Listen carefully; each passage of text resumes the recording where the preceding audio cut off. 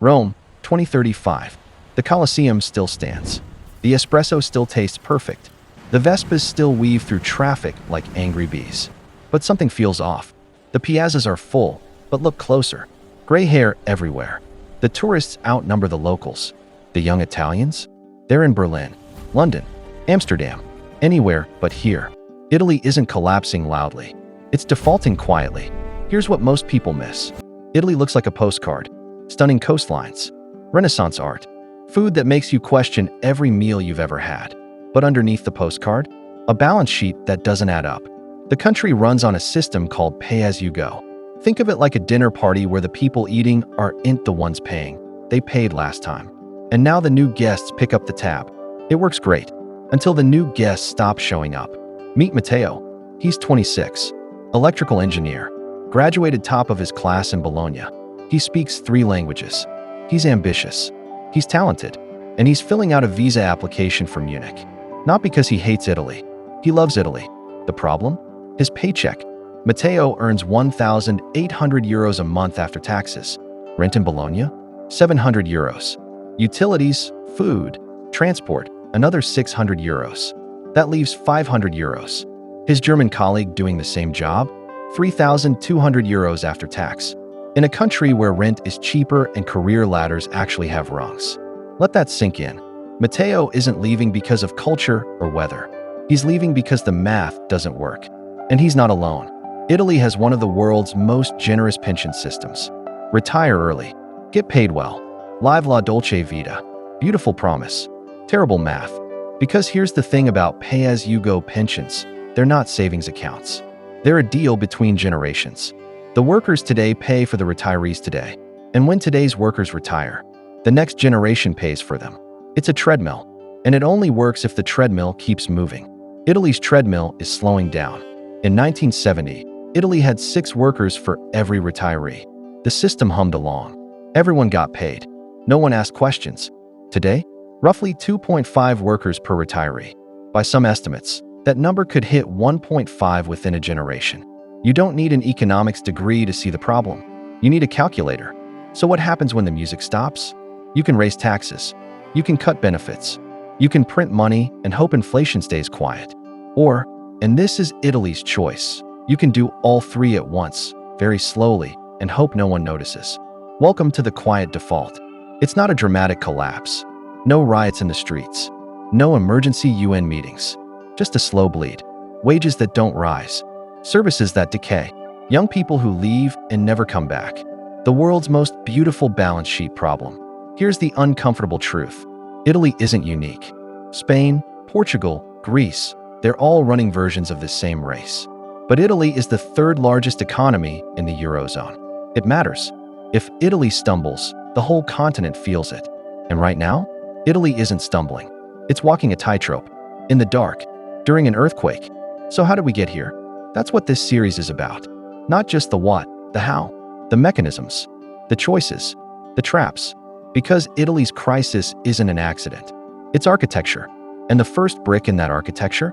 Demographics. You cannot make this up. Italy has one of the lowest birth rates on Earth. Fewer babies than Japan. Fewer weddings than ever. Empty cribs today.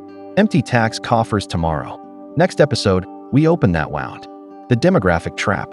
How Italy built a system that requires young workers, then made it nearly impossible for young workers to stay. You think the pension math is bad now? Wait until you see what happens when the last wave of boomers retires. Italy has a birth rate problem. Not the kind you solve with tax credits or parental leave. The kind where the numbers don't just look bad, they look terminal. In 2022, Italy recorded fewer than 400,000 births. In a country of 59 million people. Let that sink in. For context, Italy needs roughly 700,000 births per year just to replace the current population. They're missing half. This isn't a blip. It's a trajectory. Here's where it gets dangerous. Low birth rates aren't just a demographic curiosity. They're a fiscal time bomb. Because Italy's entire social model, pensions, healthcare, schools, infrastructure, depends on one assumption. There will always be more workers entering the system than retirees leaving it. That assumption just died. Let's do the math. Simple version. In 1970, Italy had 6 workers for every retiree. That retiree gets a pension of, say, 1,000 euros a month. Each worker pays 167 euros. Annoying, but manageable. Fast forward to today. Same retiree, same 1,000 euro pension. But now there are only 2.5 workers. Each worker now pays 400 euros.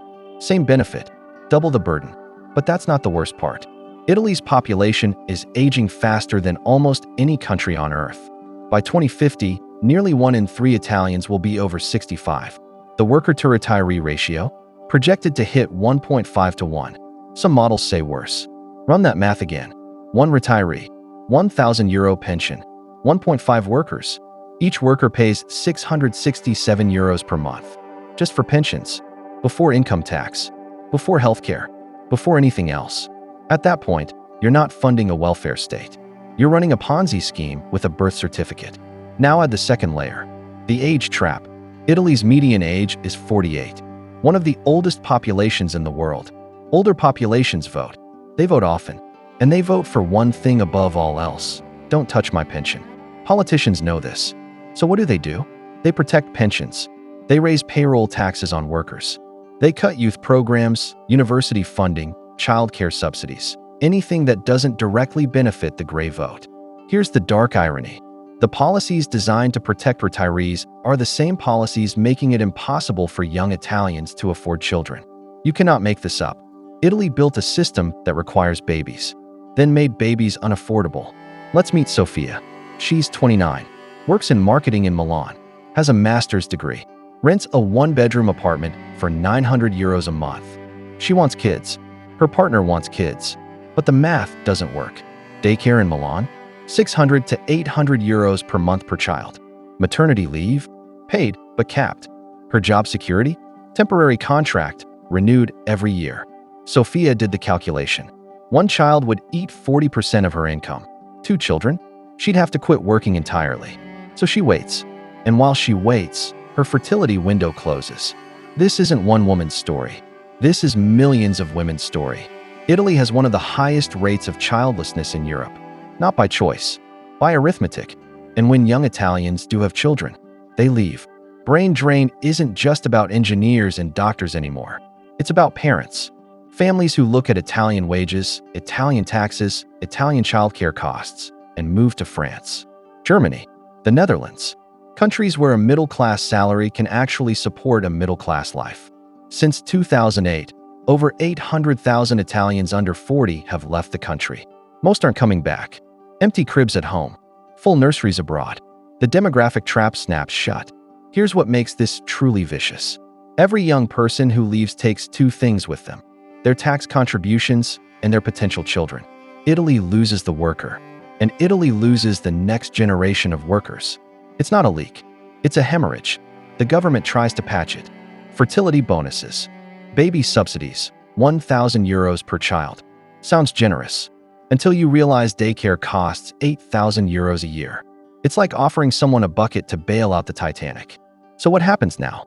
Italy can't fix the birth rate overnight.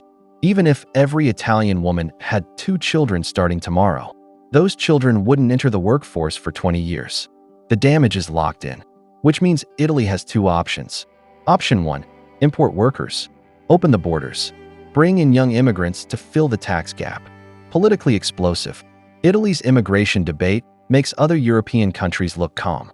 Option 2, squeeze the workers you have left. Raise payroll taxes. Cut benefits. Extend the retirement age. Make the treadmill faster. Guess which option Italy is choosing. But here's the problem with squeezing workers. The harder you squeeze, the faster they leave. Matteo, the engineer we met in episode 1, he's not leaving because of culture. He's leaving because his paycheck is being crushed by a system designed in 1970. A system that assumed Italy would always have young workers. Italy doesn't. And the workers it does have? They're paying for a promise that won't be there when they retire. Because here's the cruel math. Matteo is 26. He'll work for 40 years. He'll pay into the pension system his entire life. And when he retires in 2065, there won't be enough workers to pay him back. The trap snaps shut. Next episode, we follow the money. Where does all that payroll tax actually go? Spoiler, it doesn't go into a savings account. It goes straight into the pockets of today's retirees. Every month, every year, forever. Until it doesn't. Welcome to the pension Ponzi. Let's talk about the biggest lie in Italian politics. Your pension is safe. It's not a lie in the traditional sense. Politicians genuinely believe it. Retirees believe it.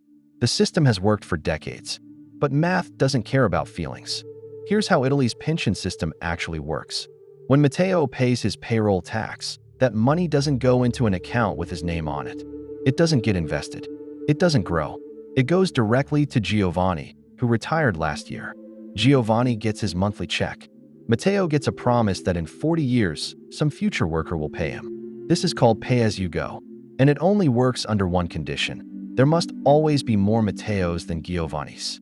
Italy is running out of Matteos. Let's zoom out for a second. Imagine a dinner party. 10 people show up. They eat. At the end, they split the bill evenly. Next month, same party, but only 6 people show up. Same meal, same cost. Each person now pays more. The month after that, for people. Eventually, someone looks around the table and says, "Why am I paying for a party I didn't attend?" That's Italy's pension system. Except no one's allowed to leave the table. Here's where it gets ugly. Italy's pension spending is roughly 16% of GDP, one of the highest in the world. For context, the United States spends around 7%. Germany spends 10%. Italy spends 16%. And rising. That means every year, 1 out of every 6 euros generated by the Italian economy goes straight to pensions. Not roads, not schools, not innovation. Pensions.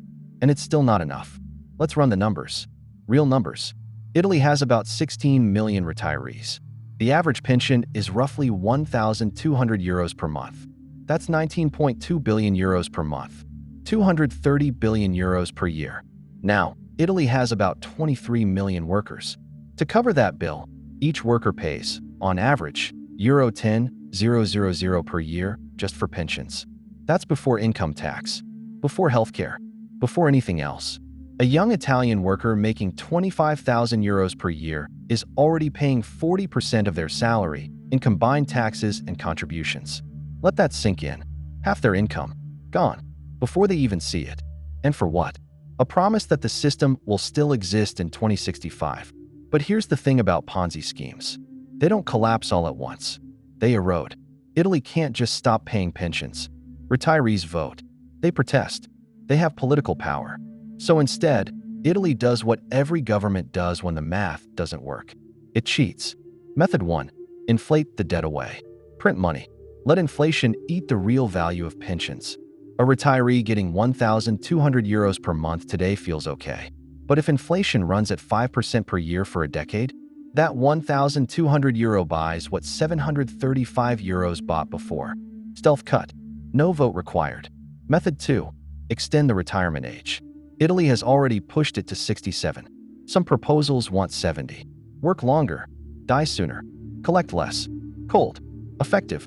Politically toxic. Method 3. Cut benefits indirectly. Don't reduce the pension itself. Just stop increasing it. Let inflation do the work. Or cut healthcare. Let public services decay. Force retirees to spend their pensions on things the state used to provide. Death by 1,000 cuts. And here's the dark irony. The people getting hurt the most? The young workers paying into the system. Because they're funding a pension they'll never receive at the same level. Italy's youth aren't just paying for their parents' retirements. They're paying for a system that's already broken by the time they retire. You cannot make this up. Meet Laura. She's 34. Works in finance in Rome. Pays 950 euros per month in social contributions. She did the math. Over a 35-year career, she'll pay roughly 400,000 euros into the pension system. When she retires at 70, if the retirement age doesn't get pushed further, she'll receive maybe 900 euros per month. Best case scenario, she gets back about 60% of what she paid in. Worst case, the system collapses entirely and she gets a fraction of that. Laura knows this. Her colleagues know this. Every young Italian with a calculator knows this. So what do? They leave. Or they work under the table. Or they stop caring about the future. Why save for retirement when the state is already taking half your paycheck and offering nothing in return? Now add the final twist. Italy can't just reform the system. Because reform means cutting benefits. And cutting benefits means losing elections. So politicians do what politicians do. They promise reform. They form commissions. They debate, and then they change nothing. Because the pain of reform is immediate. The collapse is distant. So they kick the can down the road. And every year, the problem gets worse. Every year, fewer workers, more retirees, higher taxes, bigger deficits. It's not a policy, it's a countdown. But that's not the worst part. The worst part is this. Even if Italy reformed tomorrow, cut pensions, raised retirement age, balanced the budget, it still wouldn't fix the core problem. Because the core problem isn't pensions. It's demographics. You can't tax your way out of a birth rate crisis. You can't cut your way to growth. Italy built a machine that requires young workers, and then made it impossible for young workers to stay. The trap snaps shut. So where does the money come from when there aren't enough workers to pay? Debt. Italy borrows. From markets. From banks. From the European Central Bank. And every euro borrowed is a euro that future Italians will have to repay. With interest. Italy's public debt is already over 140% of GDP. Roughly 2.8 trillion euros. That's 47,000 euros of debt for every man, woman, and child in the country. A baby born in Italy today inherits 47,000 euros of debt before they take their first breath. And it's growing, because Italy isn't borrowing to invest. It's borrowing to pay pensions, to cover deficits, to keep the lights on. It's not building a future. It's financing a past. Next episode, we follow that debt. Who's lending? What do they want? And what happens when they stop? Because here's the uncomfortable truth. Italy doesn't control its own currency anymore. It can't print euros.